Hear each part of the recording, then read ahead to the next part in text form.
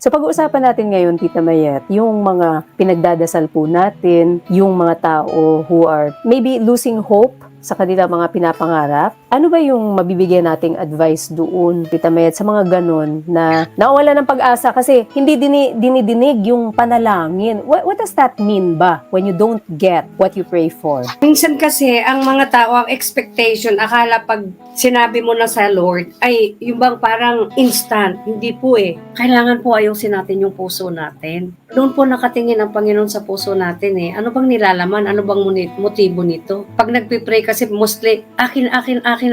Yung bang tendency ganun. Pero hindi mo inaayos yung relasyon mo sa Kanya. Ang Panginoon kasi, bago talaga ibibigay niyan, alam niya yung ikakabuti sa'yo, ikakasama sa'yo. Ang Panginoon, pag kilala ka na, kilala mo siya, kilala ka ng Panginoon, yung buong mga request mo, hindi pagkakaloob. Ipagkakaloob po yan kasi promises niya yun eh. Ang truth po ito, nandito lahat na promise. Babasahin ko nga po itong Psalm 91 verse 10 and 11. Ang sabi po dito, no evil or plague shall come near our household, and His angels will give divine protection. Ang ganda ng promise, Wala po dang mga evil or plague. Yung mga sakit po, plague po yan eh. Yung mga na-encounter po ninyo na mga circumstances sa family na bakit nagkakagulo-gulo. Una, gawain po yan ng kaaway na ikaw po ay nagpapasakop doon sa mga ganong circumstances.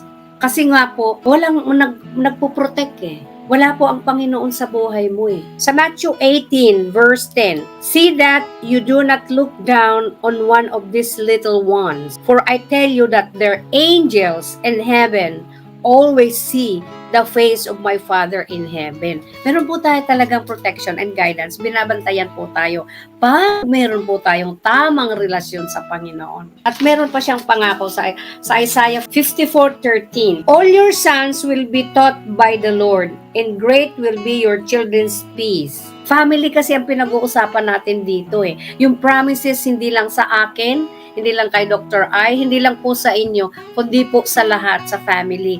Gusto po ba ninyo na ang family nyo ay maayos? Kasi pag may masakit sa isang pamilya, pati po buong pamilya po ay naaapektuhan. Ano po ang nadidrain? Spiritually, physically, financially. Sa Acts 16:31. So they said, believe on the Lord Jesus Christ and you will be saved, you and your household. Pinanghawakan ko po ito kasi nga po in my family, I was very young when I met the Lord.